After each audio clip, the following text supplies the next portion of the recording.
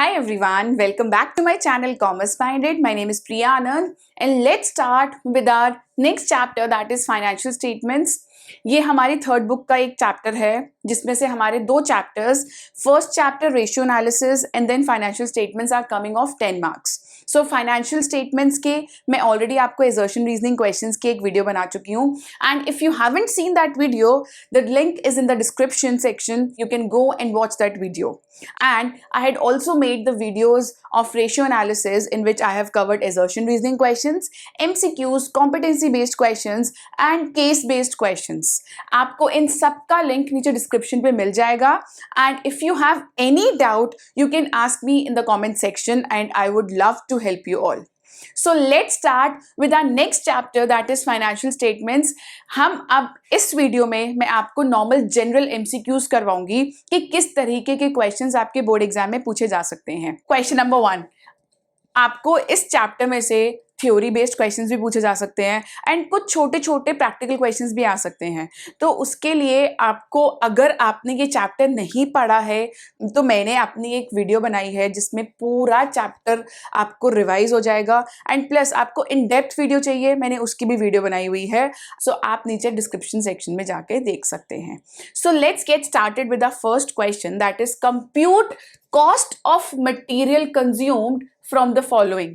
अब आपको इस तरीके का क्वेश्चन आ जाएगा कि ये आपको इन्फॉर्मेशन गिवन है, ठीक है. ओपनिंग इन्वेंट्री दी हुई है, मटेरियल परचेज दिया हुआ है एंड क्लोजिंग इन्वेंट्री दी हुई है. So my suggestion is to first calculate the answer on your own. आप ये वाले जो ऑप्शंस है, कोई भी प्रैक्टिकल क्वेश्चन अगर आ रहा है so please my suggestion is not to look for options first. सबसे पहले आप रफ वर्क में खुद से जाके उसको सॉल्व करो, उसके बाद आप अपने आंसर को मैच करो. अगर आप पहले ही देख लोगे ये आंसर्स तो आपको कंफ्यूजन क्रिएट हो जाएगी. आप कभी कभी क्या करोगे कि ठीक है आप ठीक भी कर रहे होगे तो कैलकुलेशन में बाई चांस 38 की जगह 39 आ रहा है या 39 की जगह 38 आ रहा है, तो आप कभी कभी ऐसा भी हो जाता है कि आप रॉन्ग ऑप्शन को भी सिलेक्ट कर लेते हो. सो इसलिए मैं कह रही हूं बच्चों से बार बार ये कंफ्यूजन होती है, बार बार मिस्टेक होती है. उसके लिए कोई भी प्रैक्टिकल क्वेश्चन है आप पहले सॉल्व करो without seeing any option. Any option mean any option. Okay, तो सबसे पहले स्टार्ट करते हैं. हमारे क्वेश्चन में गिवन है ओपनिंग इन्वेंट्री. अब ओपनिंग सबसे पहले कॉस्ट ऑफ मटेरियल कंज्यूम का फॉर्मूला क्या होता है? Opening inventory plus material purchased minus closing inventory. Very simple question. इस चैप्टर में से सिंपल क्वेश्चन ही आने वाले हैं, आई कैन गारंटी दिस. ठीक है. अब 5 लाख प्लस 40 लाख माइनस 6 लाख कितना होएगा? जल्दी से करके दिखाओ. 5 lakh 40 lakh plus 5 lakh is 45 lakh minus 6 lakh क्या आ गया? 39 लाख. तो मेरा आंसर आ गया 39 lakh.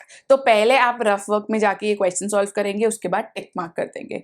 Simple. Next question, calculate other income from the following information. मुझे अदर इनकम चाहिए.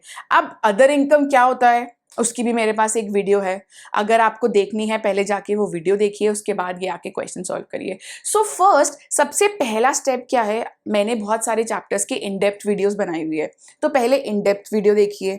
उसके बाद लास्ट मोमेंट रिविजन की भी मैंने वीडियोस बनाई है हर चैप्टर की, जो सिर्फ एक वीडियो में आपको पूरा चैप्टर कवर अप हो जाएगा. वो दोनों वीडियोस वो सब देख लिया, then come here and watch these videos where I have covered MCQs, competency based questions, assertion and reasoning.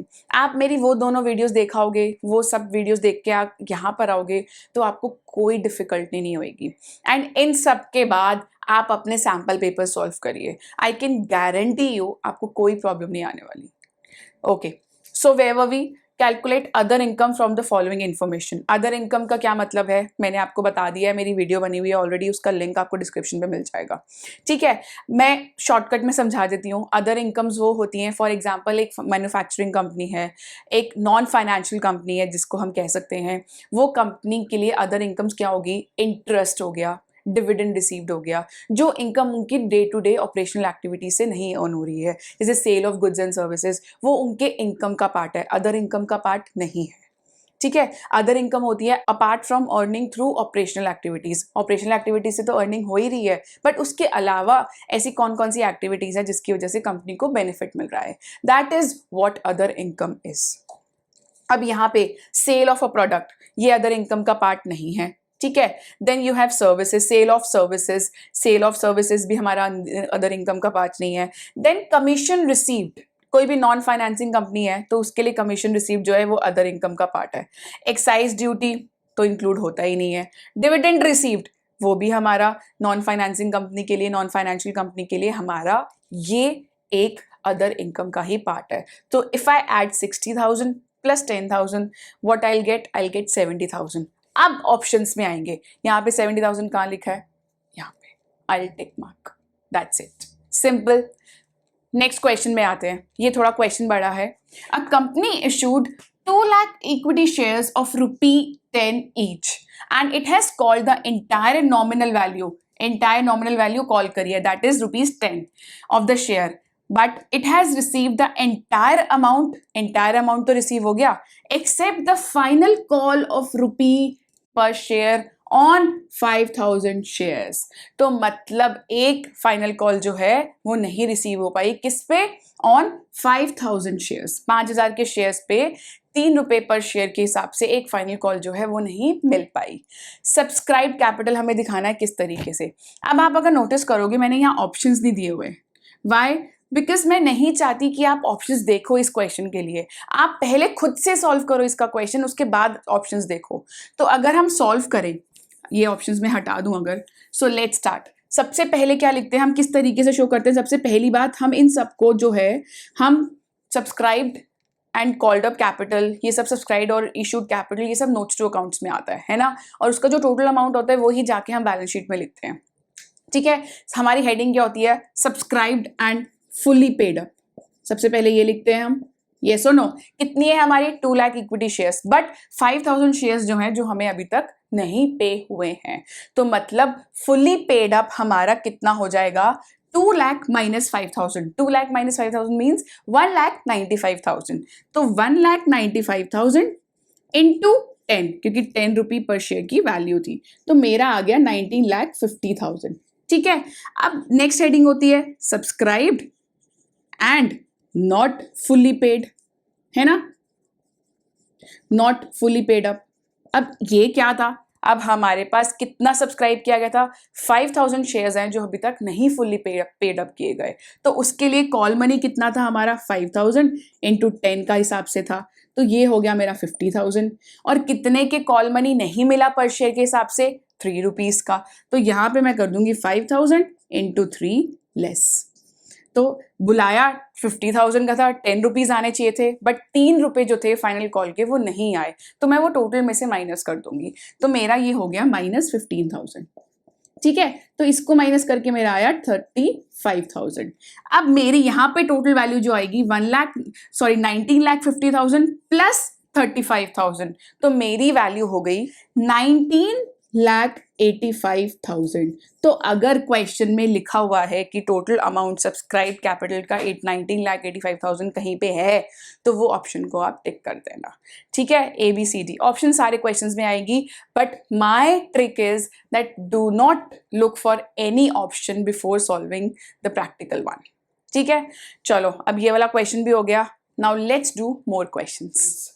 Question number 4, cash and cash equivalents do not include, अब क्या क्या चीजें इनमें इंक्लूड नहीं होता, चेक, ड्राफ्ट ऑन हैंड ये include होता है, बैंक डिपॉजिट्स ये भी इंक्लूड होता है, बट बैंक ओवरड्राफ्ट नहीं इंक्लूड होता, एंड थर्ड ऑप्शन है आपके पास नन ऑफ दीज। सो मेरा यहाँ पे करेक्ट ऑप्शन हो गया बैंक ओवरड्राफ्ट।